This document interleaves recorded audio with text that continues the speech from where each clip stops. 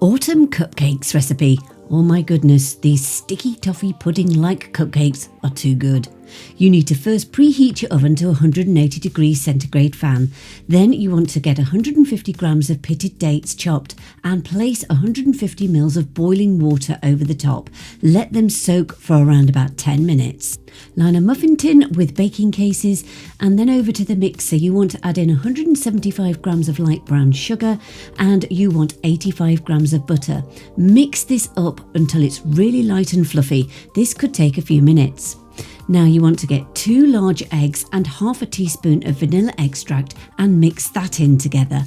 Then you want 175 grams of self-raising flour and to that add half a teaspoon of baking powder.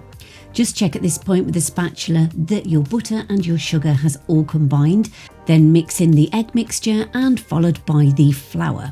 Then just give your dates a quick stir and then add those. You don't want to overmix, but just make sure it's combined. Then you want to pour the mixture into the muffin cases. You'll see here that I'm placing the mixture around 2/3 of the way up. Then you're going to pop them in the oven for around about 20 to 25 minutes. Once they're cooked, make sure you let them cool down properly on a wire rack. Now to make the buttercream, you're going to add in 370 grams of icing sugar, 120 grams of butter and a good teaspoon of vanilla extract. You'll see here I'm just putting a cloth around to stop the icing going everywhere, but whisk until light, white and fluffy.